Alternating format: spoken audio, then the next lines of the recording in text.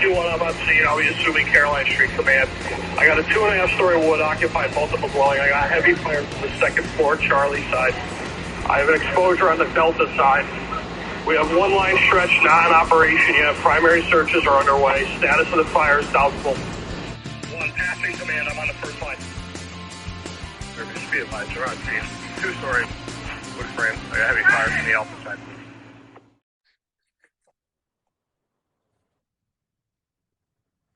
Welcome back, fans of the Volley Chief. I'm going to give you an apology ahead of time for I haven't had a show in 2 weeks. I had the flu. Everyone had the flu, went through the house, so I apologize for that. I really, really want to thank everyone for listening to the special on the BF Goodrich explosion. We got a lot of hits on that one. It was a very popular topic, and we're gonna to be continued it because coming up in May is another anniversary of a large fire that's directly related to it. So we're gonna continue the series, if you will. So I thought I'm gonna take the next couple of weeks, definitely the next 2 weeks, maybe the next 3, and I'm gonna break off into just a little bit of fun. This isn't gonna be anything serious. I've got a great guest today. We're gonna dive into one of the most revered topics in the fire service. But before we get on topic, I'd like my guest to introduce himself. I have Lieutenant Matt Casini of the Derby Fire Department. So, Matt, tell everyone who you are, what you do. Hi, David. How's it going? Matt. I'm been with the Derby Fire Department and the Ansonia Fire Department a little over 20 years. I was a past captain at the Webster Hose in the Ansonia. Now I'm a officer over at Company Number 2, the Storm. And Dave, I knew you for years. And that's all we did was watch TV shows and movies together. Yes. So yep. Matt and I today are going to dive in to the fun topic of firefighting television shows. This week we're going to do firefighting TV shows. Next week we're going to do firefighting movies. So, join us. I guess you could say don't touch that dial. This is obviously not a complete list of television shows. Now, Matt, are we talking only like scripted television shows? Because I feel like we must include no, like Rescue 911. Yeah, definitely Rescue 911. That was a show that I grew up on. Yep. I was always afraid of William Shatner. The opening intro to Rescue 911 was it was scary. And then and I remember sitting downstairs in the living room. My father, he's a 50-year member of the Ansonia Fire Department, and he would turn it on. It was 7:00. It was on Channel 10 at the time.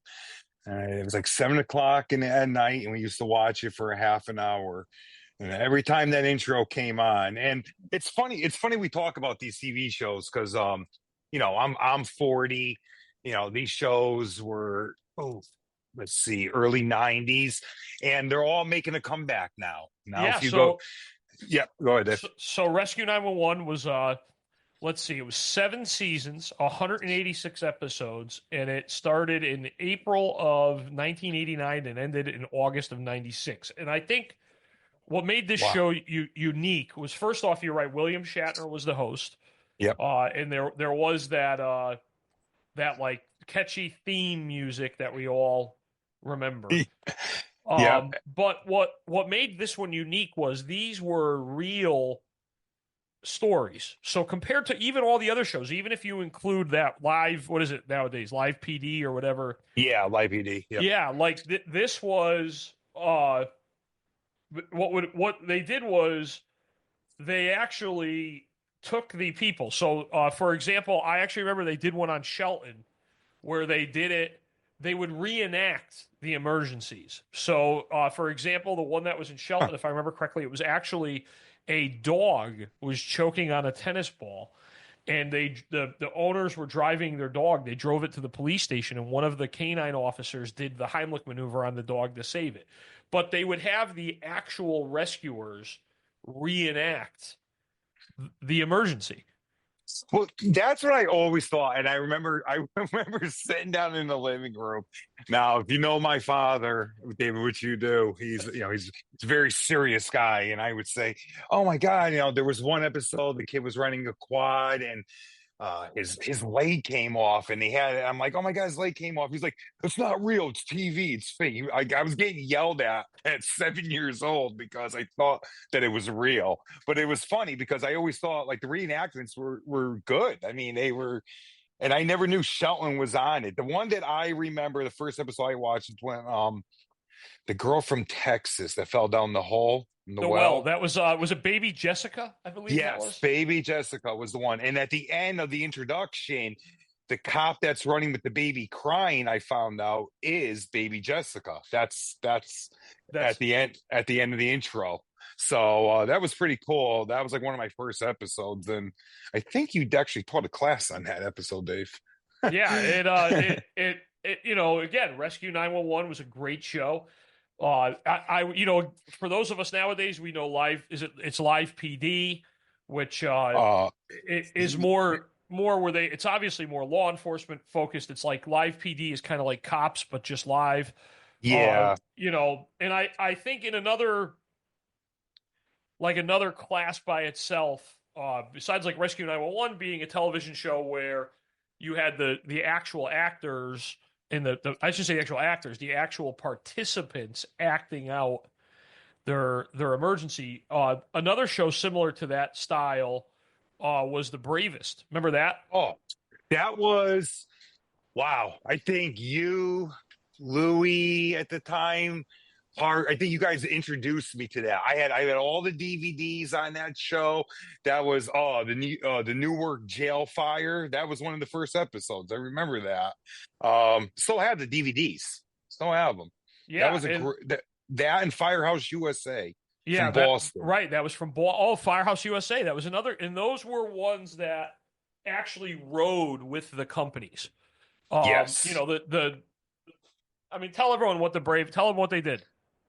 Bravest actually they were independent. They were independent filmmakers, and they would stay at the station for months just to get fires and incidents. And then, obviously, the editing, that was early 2000s. It was before, It was before 9/11. And they would stand there for months, get recordings, and then put it on. But it was actual, like, you were in the truck. They were going to fires. The city was on it. The rescue, Newark, San Francisco was very big into it.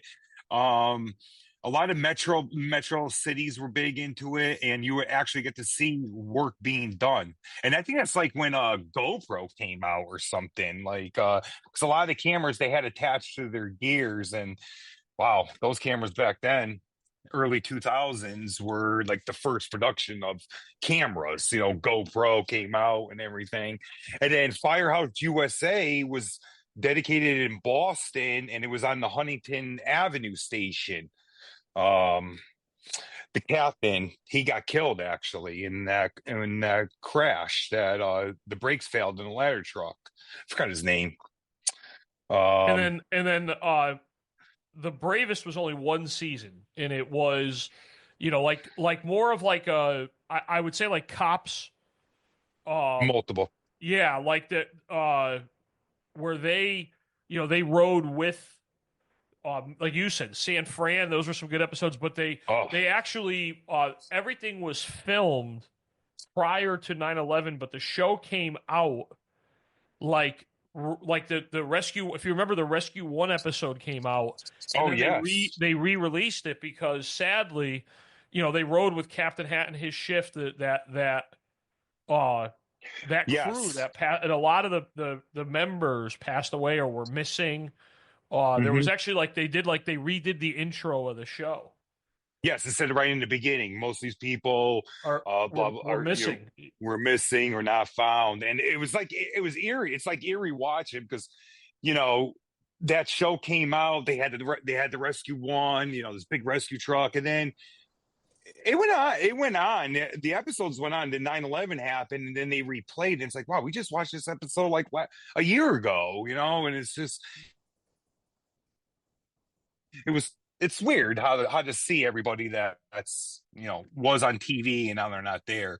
But The Bravest was absolutely to me, I think one of the greatest shows because it got in depth about everything that was going on the fireground and everything. And compared to now, the TV shows that are out there, they're Yeah. all a joke. I mean, So, I know, like I do remember that and I'm gonna have to try to Google this while we're talking, but there was a TV show in the 1990s about the LAFD, right? And I think it was hmm. called it was LA Firefighters, right? And I believe it lasted like a whopping like 2 episodes before Was it was pulled. Like it was so bad it only lasted but yeah, I believe it was LA Firefighters. It says they didn't even make it a season. The show got pulled mid-season because it was so bad. And I find it amazing because it was on par with I'd say the modern like Chicago Fires and what's the other one that's in like oh, Austin? Is it yeah, like 911? yeah, Reno not Reno. That's a Yeah. discussion. Yeah, 911, Lone Star, Yeah, like 911. those Yeah, shows where they were just again, we know that those shows have uh a much different feel to them where they're definitely more the dramatic version of what yeah. we do. Another one that I'll tell you one that I like just because I think right off the bat it's letting you know that I don't want to say it's satire, but Tacoma FD. Fun. There's funny moments in Right. it. There's And some, yeah. The humor's there, and yeah, definitely. The guy from Super Troopers is in right. it, so It's definitely billed right off the bat as a comedy. It I would rather watch something like Tacoma Fire where you're coming at it from the standpoint of it being a satire than hmm something like one of the 911 shows or where it's trying to be serious. yeah. And Um then I think those shows are more. Look more into like a soap opera thing, and then throw in here's an action part of a fire department, and then it goes back to a love story or this person. And it's all about ratings and money now compared to the other shows that like we grew up in. We'll get into the talk about Emergency. Right. And then there was Station 19. I never got into Oh, that. That's part of the, if you will, the Grey's Anatomy, I believe, right? Wasn't that? yeah.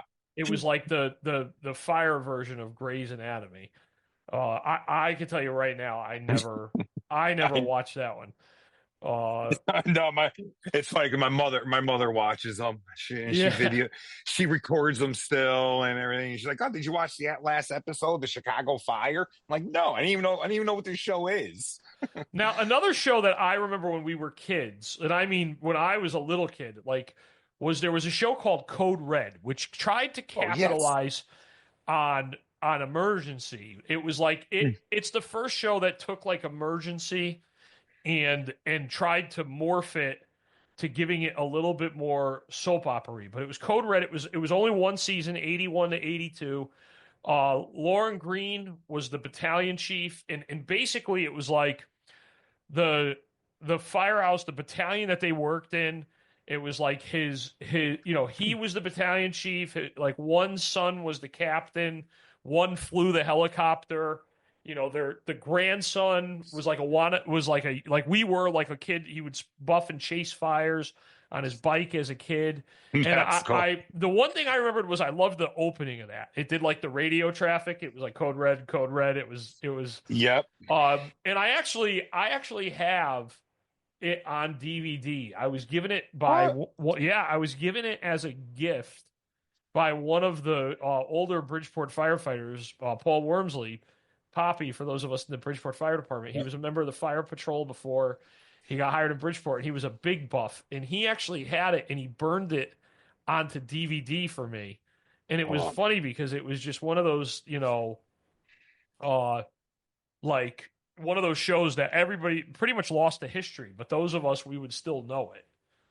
Now that was before Emergency, or No, was that? it was after. It was after Emergency. It came out just Wow. after, and they had like I said, it centered around one firehouse where like the grandfather was the chief, then the son was like the captain, and the daughter was like the medic. It was I gotta check that out on YouTube. Yeah, That's where I find that. That's where you find a lot of these missing TV shows and like movies and stuff. You go on YouTube, and it's like, oh wow, I didn't know this was out. All right, let's get a little serious though now. And one of the shows Yes, that I really liked from 1999 to 2005, Third Watch was great uh, show.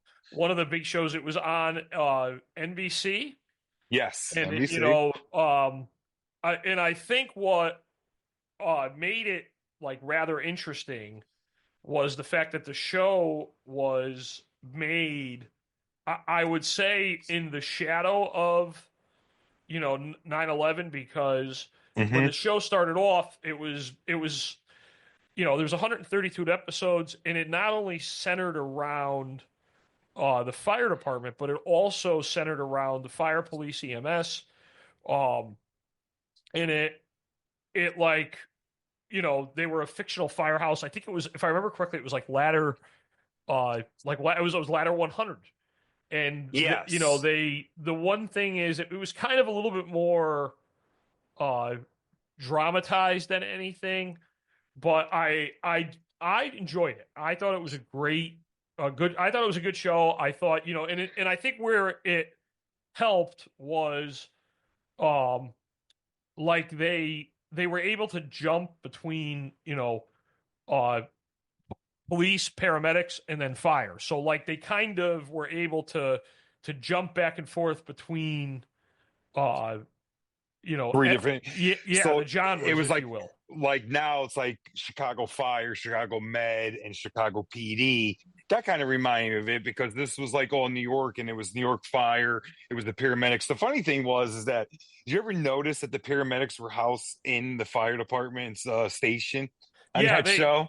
that That and was the other thing that always made me laugh was how they just jumped between apparatus. Like yeah. one day the guy was working the ladder, the next day the guy was working the ambulance. But um A lot of great actors started on that show yeah, that that are you're they're absolutely right. There was a lot of good, a lot of good actors. It was definitely a good cast. I liked Third Watch, and again, what I think made Third Watch somewhat unique was that it was right in the shadow.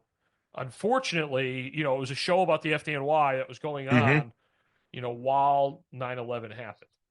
Yes. Yeah. And then I hate to use, the next show to talk about. Are you going to Um, say, is it going to be I, Rescue Me? yes. There we go. I think, so for those of you, I mean, I hate to say this because right here you want to make us feel old.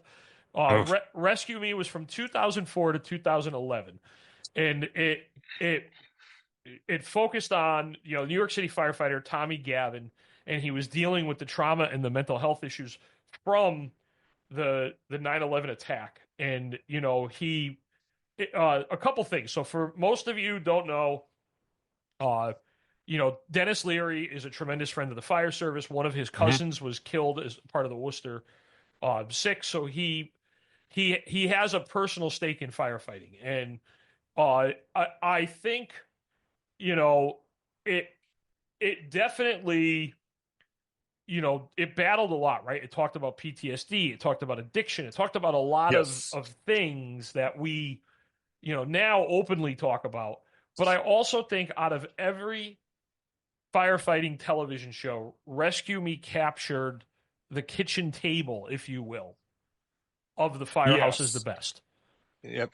Sitting down and discussing everything, and that his crew and everybody stuck by their side, and if one person was going down, they were all going down. The sensitivity training, thought that was That the one, that one of the best I episodes. I think the sensitivity training is probably one of the most realistic, Yeah. firefighting you know scenarios or scenes in a television series that I have ever seen. And I was and like you said, there was a lot of Rescue Me. There was a lot of people that definitely you know uh had Lot of you know issues. yeah, had issues, but there was It's it was a great ensemble cast. They did a tremendous job of actually portraying what it is that firefighters go through. And I really think that Rescue Me is definitely up there as one of the best. But I think we have to now move on to the gold standard, right? And Yep. I mean, that's obviously what was the first show, Emergency.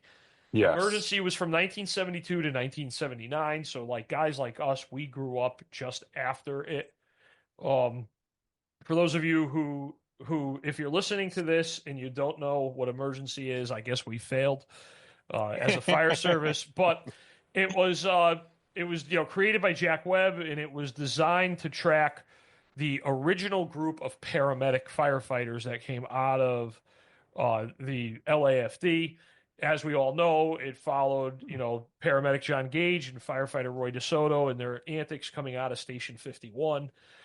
Some interesting things about it is that the real Station 51 is actually the firehouse that's in Universal Studios, California. So if you go to Universal, you do the backlot tour. While you're on the backlot tour, you drive by the firehouse, but it's not the firehouse from the television show. It's the firehouse that's there. That's just the station number. What everybody knows as Station 51 is actually Station 121, and it's complete other side of LA County from where the studios are. I was actually fortunate enough, myself, Brendan Canty, my cousin Billy, buddy, we actually were in LA. We were doing a sightseeing day, and we went to the firehouse. And like it was kind of funny because it was like weird, right? Like you're ringing the doorbell to this firehouse. You're like, "Hi, we're firemen from Connecticut. We just wanted to see it." And obviously to them, they laughed it off because they got 5 people show up every week to see it. I mean, it was sensationalized a bit. It was extremely accurate as far as the science, the medicine. And I don't think that people understand that Emergency really set up what you'd call the modern fire service. It normalized the paramedic firefighter role. It really advanced the paramedic programs. I mean, what's your favorite episode? Well, I have multiple ones, but there is one when I guess it was when the new chief came into that station and he didn't understand the whole thing between the paramedics and the firefighting, and he was going out on all the calls, and the guy was having a heart attack, and he was like downgrading both of the paramedics the whole time. Well, why do we need to do this? Why do we need to do that? And then they were showing them out in the field that like this needs to be done. The guy was having a heart attack, and I guess the chief realized that the paramedic service in the LA Fire Department was needed. He was one of them that wasn't. Another one is I think that we were watching this down at the firehouse. The Hearst tool underwater. The Hearst tool underwater is a classic. Yeah, the thing we were watching, it was a little matchbox car. It was on all fours at the bottom of the river, and here come these guys with this tool back then. They over 100 pounds, and just like moving it around in the water with no issue. And it's great. Now you see it's actually people are actually doing it now with the tools. And everyone's like, "Oh, you can't do that with the Hearst tool. You can't do that with the Hearst tool." But that was a good episode. There was a lot of the plane crash ones were good. My favorite episode was always Snakebite. When after responding to a car accident up in the mountains, that's one of the things I loved. Right, they had the biggest response district in the world. One day they were in like downtown LA, and the next day they were, in the hills. But Johnny Gage got bit by a rattlesnake on a call, and another crazy thing about the show is so we mentioned Station 127. Mm-hmm. I think I actually might have said 121 earlier. It's 127. 121 you said, yeah. Yeah, it's 127. Mike Stoker, who was the driver of the engine in the rig, it was actually he was a huge pivotal part of the series because he was the only union actor in the SAG, in the Screen Actors Guild, that was also a firefighter that had the license to drive a fire truck. Oh, I So didn't know that. now, and a lot of people don't know, he was actually like he was a firefighter, and he was a member of the Screen Actor Guild, so he could do both. But he retired as like a deputy chief. He was a very respected and high ranking chief in the LA County FD. So it's kind of interesting that, like, as much as we watch it and you think all the actors, these guys actually some of them were actually firefighters. I didn't know that. Never knew that. Yep. I always like this. I always like how they used to drive in the squad with their helmet on. That was always, and I'll tell you, after visiting the firehouse, they've kept the firehouse the same. So when you go in, it's really like the bunk room is the bunk room, the kitchen's still the kitchen. They've kept it as it was from the show, just because to honor it. And the other thing that that a lot of people don't realize too about Emergency was it was one of the original crossover shows. So, like, you would see some of the characters from Adam 12 at the time. Oh, wow. Like other, if you're our age and you watch Chips, Yep. the vehicle Squad 51 makes a guest appearance. The shows did it like exist, if you will. Nowadays, we all know about the multiverse. They kind of, they kind of did have like a little bit of a multiverse. Where all that was in there. And at one time, a lot of the equipment from the show is housed in the Smithsonian. Some of their equipment, their defibrillator, some of the Roy and John's personal protective equipment, they actually that all that stuff has actually been donated and is kept out in the Smithsonian because of the historical significance of the show. That's funny because I was at a comic show and Roy was at a comic show and I actually got a signed autograph picture by him, and that was pretty cool. They actually get that. I don't know what I forgot that promotion he was doing, but I actually had a picture. I knew he was going to be there, and I had a picture of him wearing the Squad 51's helmet. And he actually signed it for me, and I thought it was a great thing. Yeah, it says, what did it say? Oh, I forgot what it said. I'll look for it. I have from when we were kids. I have a puzzle. I have the lunchbox. Oh, wow. I still have a red toy helmet. Yes. And then now I know we said we're going to talk about this later, but I feel like for Emergency we have to talk about it now because of the significance. So yes, when the Emergency show came out, they did a limited print 4-edition comic. Yep. And now what brings 7 Degrees of Separation, and we joke Nick Esposito is going to listen and go, it all comes back to the Valley. It was printed by help me out, Sergey, in Derby. Charlton Comics. It was right. Thank you. Yep. It was printed by Charlton Comics. So in my comic book collection, one of my most prized comic books is Emergency Episode 1. And I say to everyone, this is the reason it's so prized by me is it's the comic book about firefighting, and it was printed here in Derby at the Charlton Comics. And that's, what, Dave, and I was saying this the other day to somebody, and they're like, oh, you're going collecting Charlton Comics lately, not to change the subject. And I'm like, yeah, because these comics you can't get anymore. And they were printed in, you're from, I'm from Ansonia, you're from Derby, but they were printed right down the street from us. And me as a kid, I never knew that. I never knew that there was a comic books printing place here in Derby. Right. So now it's like every time you look at a Charlton Comics, you're like, wow, that's, it was right down the street from where I'm living. It was this manufacturer of comics. But the Emergency series, yes. I mean, it was only a 4-book series. I have issue number 1 also graded. And as the childhood, like collecting, we'll get into our next topic, but collecting comics, and especially in hobbies that we like, is, it's a rush and a feeling. Like, when you find that great one good comic that has a firefighting, cover on it, it's like, wow, it's, this is pretty cool. It's from like 1950, 1970. So next episode, we'll talk about that. Yeah, absolutely. And Yeah. I just think and unfortunately, one of the lesser known sad sides of Emergency was it it never had its proper send off, right? So like No. what had happened was that the show kind of fell, ratings slipped and it fell a little bit in the ratings and they just canceled it. Back then they just canceled it. There was no final episode, no. So it took a little while, but there was a made. I believe the final episode was like a made for TV movie, and it was called "The Greatest Rescues of Emergency."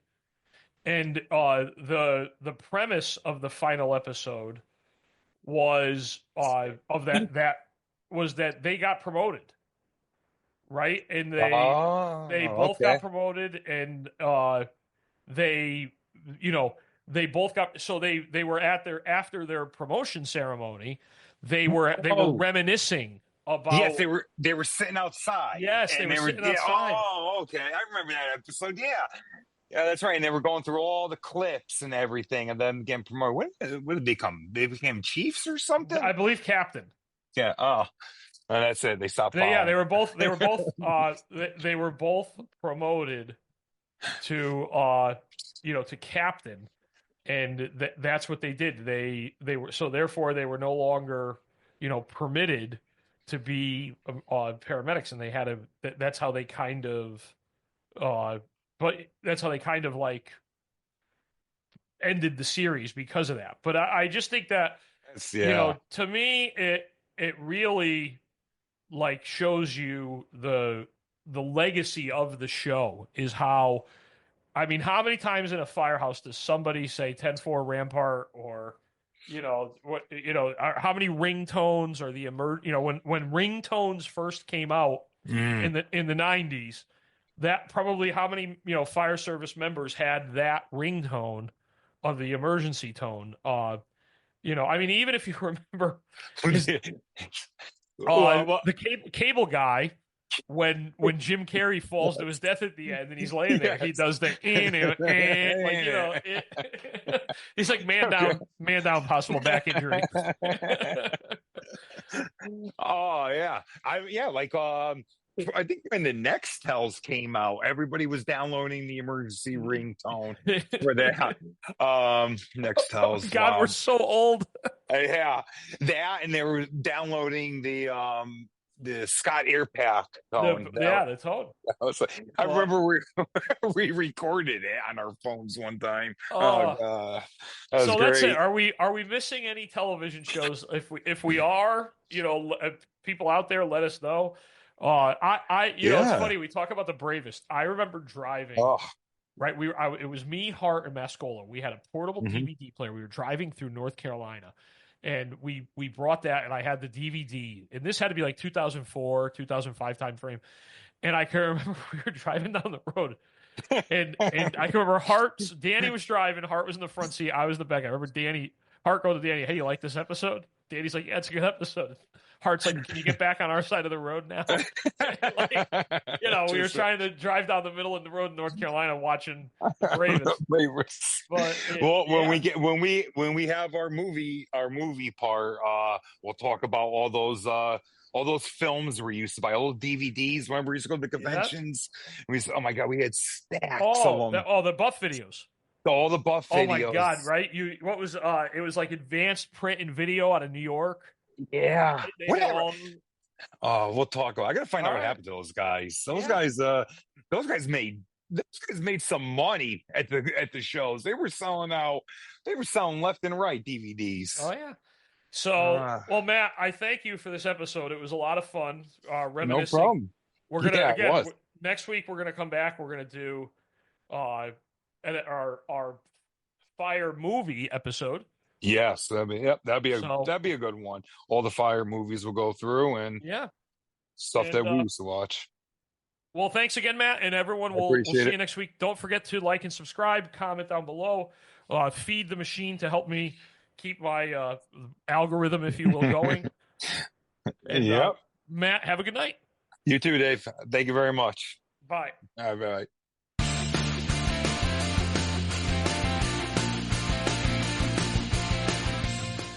FD1's back in service. Commands terminated.